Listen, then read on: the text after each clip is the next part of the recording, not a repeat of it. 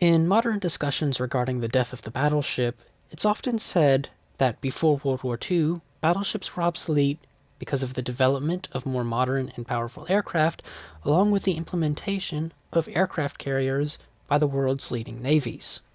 For the most part, that statement is true, with one major exception, and that is the fact that battleships were not obsolete before the Second World War began, and when we look closer in depth at this very topic, we can begin to build a picture and pinpoint when exactly the battleship began to lose its ground as a modern naval weapon that powerful navies desired. The core function of the modern battleship was to bring heavy artillery to the battlefield and ensure that the platform that artillery was mounted on could sustain punishment far in excess of that of every other type of warship.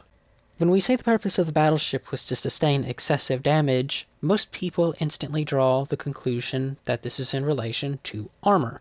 And while armor is crucial to the defensive system of a battleship, it is not the only component, as an equally important section of the system is underwater protection in torpedo defenses. The reality is, aircraft were a modern threat to the battleship, but throughout the entire life of the battleship, it always had to deal with some variety of threat that could take it down with less cost and without being equivalent in power, namely this being submarines, mines, and torpedo boats. So the first question we have to consider before going into the death of the battleship is why the battleship gained momentum as a powerful unit in navies if, throughout its entire history, there were always effective counters to it.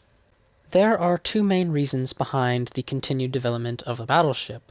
Firstly, technological innovations for battleships, and design innovations for battleships. The battleship's core function, as I already stated, was to bring heavy artillery to the field, and heavy artillery came with excessive range that, as time went on, elevation increased for gun barrels on battleships, and the range continued to increase upwards of 30 to 40,000 meters. Throughout the majority of the existence of the battleship, torpedoes had shorter firing range than the main guns of a battleship, and so this effectively put destroyers in a difficult position to where they had to close within the firing range of a battleship's main guns, and in order to drop the torpedoes, they had to get close enough to where the secondary battery of a battleship could also engage the torpedo boat, which the secondary battery was specifically installed to deal with small threats like torpedo boats. This is where fire control systems come into play. Early on, battleships' fire control systems were rather primitive, mainly relying on eyesight, but given technological developments, more sophisticated systems would be involved, eventually resulting in computers calculating where the battleship should aim in order to achieve hits, and as this technology was implemented on board battleships, the threats to torpedo boats became greater and greater, and their effectiveness became lesser, unless torpedo boats were improved themselves, which began to drive up their cost and material usage, which began to negate their purpose as an effective counter to battleships, since the initial idea for a torpedo boat was to be a cheap, expendable unit against battleships. What made the situation for torpedoes and mines worse was in 1906 when HMS Dreadnought was launched, and we see a significant leap in dimensional size of the battleship, and it would only continue to grow as decades moved forward, which meant there was more physical space available for underwater protective systems. All of the major navies began experimenting with underwater explosives against a variety of defensive system ideas, and eventually each navy would implement their own theory as to what was best at defending a ship from underwater explosions, and for the First World War I would go as far to say that the Germans probably had the best underwater defensive systems, with several instances of battleships and battlecruisers striking mines and only taking on minor flooding, making it back to port under their own power, being repaired and eventually sent back into service. That is in stark contrast to pre-dreadnoughts, which, often when struck by mines or torpedoes, would sink, or, worst of all, have a magazine detonation and explode. The final major advantage battleships had over contemporary torpedo-carrying craft was speed. While torpedo boats on average were faster than battleships, in an open heavy sea, battleships sustained their speed better than torpedo boats, and in many instances could outrun them. Submarines, early on in their development, were much slower than battleships, and when they were submerged, they were hardly maneuverable, which meant it was rather easy for battleships to evade them, as long as the battleship knew the submarine was present. The speed discrepancy between torpedo boats and battleships would only continue to decrease as propulsion technology advanced throughout the First World War and continued advancing throughout the 1920s and 30s, resulting in battlecruisers becoming obsolete in concept and battleships obtaining speeds over 30 knots using a comparatively small propulsion system to their predecessors. This is when the aircraft comes into the picture. Aircraft take all of the advantages I've already stated about battleships and effectively throws them out the window, as aircraft were faster than battleships, far more maneuverable than battleships, and could drop torpedoes at any angle and any distance in relation to the battleship, meaning it could set up its own crossfires. This takes us right back to the start of the video, where battleships are obsolete before World War II because aircraft now exist. However, as I've already demonstrated, the battleship had to overcome threats throughout its entire history, and so the aircraft was seen as a new threat to the battleship, and it was down to design developments and technological advancements to overcome the advantages aircraft possessed. What might come as a surprise to many viewers is that during the Second World War, there are only 3 instances where modern battleships were sunk in the open ocean by aircraft attack. These would be the Prince of Wales, Musashi, and Yamato. Of course, there are dozens of instances throughout the war where battleships were attacked by aircraft and damaged to varying degrees, and sometimes that attack would contribute to the ultimate fate of sunken battleships, like the rudder hit on Bismarck or the excessive attacks carried out on Hiei. But at the end of the day, Prince of Wales, Yamato, and Musashi are the only 3 cases where aircraft were the sole contributing factor to the battleship's loss. So this brings in another question. What did designers and technology give battleships that allowed them to effectively counter aircraft, and are there any instances where these theories were placed in practical use? During the interwar period, much thought went into how aircraft could attack battleships, but not how battleships could defend themselves from aircraft attack, and so during the opening years of the Second World War, navies had to rapidly develop ideas to defend battleships, and really any type of ship, from aircraft attack, and this was in the form of developing better anti-aircraft weapons, better mounts for those weapons, better fire control directors, and better ammunition types.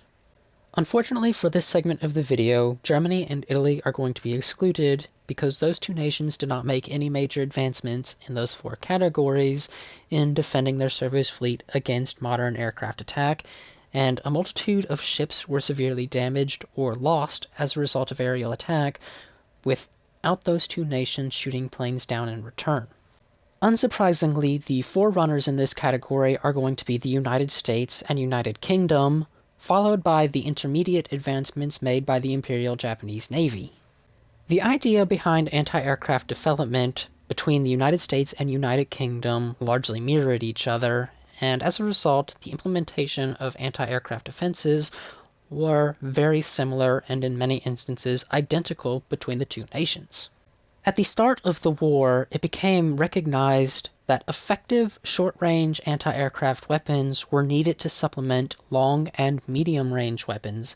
As the closer aircraft got, dual-purpose 5-inch guns became largely ineffective, and the in-service 2-pounder pom-poms and 1.1-inch Chicago pianos were questionable in their effect at shooting down aircraft. As for the United States in specific, their battleships also had 50 caliber machine guns scattered throughout their superstructures in small numbers, and these weapons had too short of a range to be effective, and their power was rather weak when dealing with modern aircraft. This is where Sweden comes in with the 40mm Bofors to add an effective medium-range anti-aircraft weapon to supplement the 2-pounder pom-pom and outright replace the 1.1-inch Chicago piano, and Switzerland comes in with the 20mm Oerlikon to simply add short-range anti-aircraft weapons to Allied battleships. The replacement and/or addition of 40mm and 20mm weapons did take a couple of years, spanning usually between 1942 and 1943, but when these weapons were replaced, their impact was highly noticeable, giving the battleships more flexibility in the types of aircraft and aircraft attacks that the battleship could quickly respond to. A really good example of these improvements could be found with the USS North Carolina during the Battle of the Eastern Solomons between the 24th and 25th of August 1942, when its anti-aircraft fire was so intense, observers aboard other U.S. warships thought the North Carolina was on fire several times, when in reality it was just the blast effects of its enormous anti-aircraft battery. By the end of the battle, North Carolina was credited with shooting down 7 aircraft, which might seem like a small number, but when we consider how new the anti-aircraft defenses aboard U.S. warships were at this time, and the fact that they were not yet at their full potential, makes 7 aircraft a rather impressive number. By the end of 1942, we would see the Allies make more advancements in anti-aircraft defenses aboard their battleships in the form of proximity fuses for the 5-inch 38 caliber dual-purpose guns, and we would also see the Mark 37 fire control director for the 5-inch guns receive radar-assisted fire control. We also see the 40mm Bofors being connected to the Mark 51 fire control director, which used Mark 14 and later Mark 15 lead computing sights. As the Mark 51's operator trained his director on an aircraft, the 40mm Bofors were connected to the director, and so they were also automatically trained to lead the aircraft properly. In special circumstances, the 40mm Bofors could also rely on the Mark 37 directors for the 5-inch guns. These innovations supplementing the new weaponry would make their impact noticeable on the 26th of October 1942, during the Battle of Santa Cruz, when the USS South Dakota was credited with shooting down a total of 26 aircraft, which is the most ever scored by a battleship in a single engagement.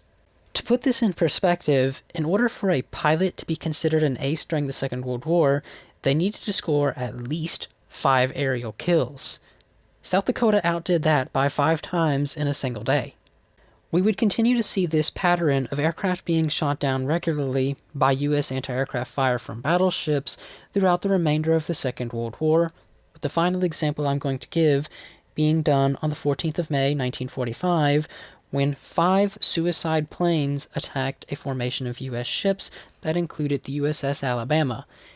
1 plane managed to successfully crash into the carrier Enterprise, while the other 4 were shot down, with 2 of those 4 being shot down by the Alabama. That is a 50% kill ratio. The Royal Navy's anti-aircraft defensive systems largely mirrored that of the United States Navy, with the exception being there were different radars and fire control directors used, and the Royal Navy also retained the 2-pounder pom-pom on many of their battleships. However, in comparison to U.S. battleships, Royal Navy battleships did not fight a large quantity of aircraft, and so, when tested in battle, the Royal Navy's battleships did not really get to show their worth. But of course, for the sake of this video, there are 3 instances during the Second World War that we want to investigate in depth, and that would be the loss of the Prince of Wales, Musashi, and Yamato. On the 10th of December 1941, just a couple of days after the Japanese attacked Pearl Harbor, the battleship Prince of Wales and battlecruiser Repulse, with 6 destroyer escorts, were attacked by a formation of 80 twin-engine, ground-based Japanese bombers. The Japanese would attack Prince of Wales in 2 primary attacks, scoring a total of 7 hits, 1 being a bomb hit, and 6 being torpedo hits. In relation to the anti-aircraft defensive systems, Prince of Wales was about as modern as a battleship got at the end of 1941, but it was still rather antiquated in comparison to what it could have had a year later. Namely, the fact that when the ships began to take evasive action, as was ordered by Admiral Phillips, The anti-aircraft guns had difficulty training, and the fire control directors had difficulty tracking Japanese aircraft, and this greatly hampered British anti-aircraft fire.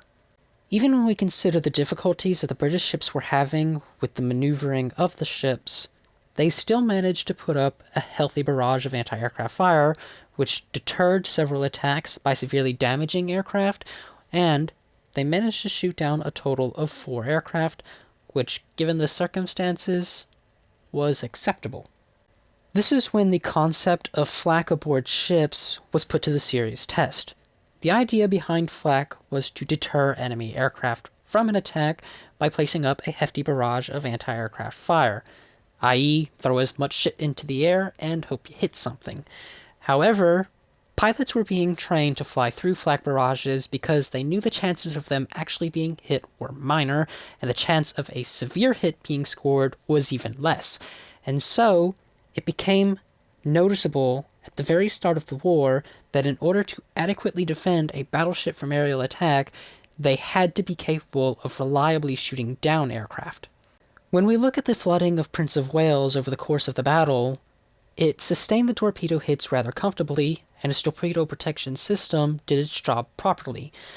There was one torpedo exception to this rule, and this was the torpedo that struck during the first attack abreast Y turret on the port side, as it struck a very vulnerable section of the ship. The hull had a pronounced concave shape inboard where the torpedo struck, and so it effectively hit the bottom of the hull, meaning the entire force of the torpedo's explosion was forced upward into the hull, causing excessive flooding in its immediate vicinity and excessive structural damage. But the problems caused by that torpedo hit did not end there, as it exploded within the vicinity of the propellers, which disordered the outboard propeller shaft, which continued spinning, tearing up segments of Prince of Wales' hull, specifically the watertight bulkhead stuffing glands that allowed flooding to progress as far forward as the B engine room. Eventually, it was this single torpedo hit that would allow Prince of Wales to flood over a progressive period of time and capsize. While the Prince of Wales' loss is an incredible story of how the battleship was beginning to overcome issues presented by aircraft, the Yamato and Musashi really encapsulate the ability for a battleship to sustain excessive damage. We'll start with the Musashi on the 24th of October 1944 in the Saboyan Sea, when it was attacked by a total of 5 waves of aircraft, even though the US had attacked the Japanese with a total of 6 waves. 1 wave ignored Musashi. A combined total of 260 aircraft were used over the course of these 6 attacks, and of this, 18 were shot down by anti-aircraft fire, with 12 being severely damaged and being dumped overboard upon returning to US carriers, resulting in a total of 30 aircraft kills for the Japanese gunners. I will say now that in comparison to the impressive numbers presented by the likes of South Dakota, North Carolina, and Alabama, the Japanese numbers are very unimpressive when we consider that this is a massive formation of capital ships with hundreds and hundreds of anti-aircraft barrels training on the enemy. This huge formation of ships barely outdid the South Dakota, and this largely comes to the drawbacks of the guns being used. While the 12.7 centimeter Type 89 was a decent weapon, it was beginning to show its age as it was rather slow at training and elevating. The 25mm Type 96 was a reliable machine gun, but its ability to shoot down aircraft was underwhelming, and the fire control directors for Japanese anti-aircraft guns were not as reliable and accurate as those found aboard US and British battleships. Following the attacks, Rear Admiral Inaguchi, who would go down with the Musashi, wrote a letter that was apologizing for the loss of the ship, but it also highlighted shortcomings in anti-aircraft fire. Another thing for which I could not be excused in this battle was that the power of the anti-aircraft firing was not fully displayed. Every ship seemed to be poor. It seemed that they fired excessively, thus inviting a disadvantage of losing targets. Also, cases of firing at long range and firing at running away targets were many. Later on, he would write, "I think machine guns must be more powerful. In spite of the machine gun hits, enemy planes did not fall easily. Some hits could not cripple planes. While the Japanese were rightfully dissatisfied with their anti-aircraft fire performance, they were greatly satisfied with the performance of the torpedo defense system, as Musashi took at least 17 torpedo hits, and it also took 19 bomb hits that failed to penetrate the main armored deck, and there was also about 20 to 30 near-miss hits, which were bombs that exploded close to the ship's hull, and the explosion of the bombs damaged the hull underneath the waterline. No other battleship in history has sustained as much damage as the Musashi, and even after sustaining this damage, it remained afloat for several hours before capsizing late in the night. About 5.5 months after the loss of Musashi on the 7th of April 1945, Yamato participated in Operation Tengo, where it too would succumb to concentrated air attack. A total of 386 U.S. aircraft would attack a formation of 10 Japanese warships in 3 attack waves. A total of 12 planes were shot down, and I do not have numbers for aircraft that were severely damaged and dumped overboard, and as a result of that, I'm inclined to suggest that there were none, or the number was low. Here we have another instance where Japanese anti-aircraft fire proved to be poor. However, the circumstances between this battle and the Battle of the Sibuyan Sea are greatly different, as 10 Japanese warships, in comparison to dozens of Japanese warships, make a great difference in anti-aircraft gun count. Regardless of the discrepancy between the two battles, Operation Tengo still displayed several shortcomings in Japanese anti-aircraft fire. The extraordinary meager result of the AA defense was even below the very low expectations presented during a conference about this item after the air raid of the U.S. Task Force on the 19th of March, 1945.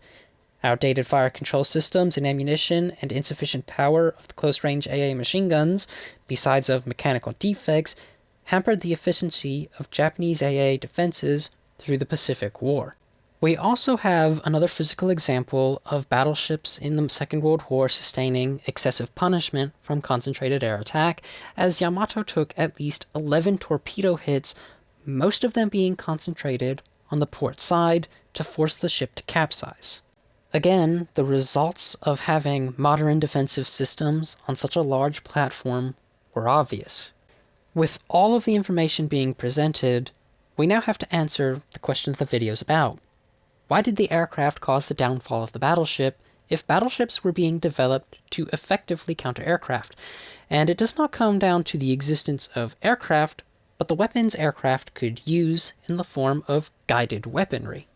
I think there is a single example during the Second World War that killed the idea of the battleship the second it happened, and this occurred on the 9th of September 1943, when German aircraft dropped the guided bomb Fritz X on the Italian battleship Roma. Roma was struck by 2 Fritz X guided bombs dropped by German bombers. One of the bombs passed through the entire depth of the ship and exploded underneath its torpedo defense system on the starboard side. The second bomb successfully penetrated the armored deck and exploded inside Roma's forward engine rooms, causing excessive flooding and extensive fires, including fires within the No. 2 38cm main battery magazine, which resulted in that magazine detonating a few minutes later, throwing turret 2 off of the ship. As a result of the damage, Roma would capsize and break in half, eventually sinking. What is so significant about the sinking of Roma in the death of the battleship is that an aircraft was capable of flying at a high enough altitude to where it could successfully evade effective anti-aircraft fire from modern weaponry and directors, along with being at an altitude that allowed it to penetrate the thick armored defenses of a battleship accurately. We would see the idea of guided weaponry continue in the form of more bombs, torpedoes, and missiles. Eventually, it came to a point where these weapons could be launched from extreme distances accurately, and they could penetrate thick amounts of armor. The purpose of the battleship and its ability to sustain damage suddenly became obsolete. To summarize that statement, it is not the aircraft in specific that killed the battleship, but rather advances in modern weaponry that would result in battleships needing extraordinary measures taken to counter those weapons when, in a realistic scenario, it would not be worth taking those measures. With that having been said, that is all I wish to add on to this topic for today. So, if you have learned something new in this video, why not leave a like and a comment down below, and have a wonderful day.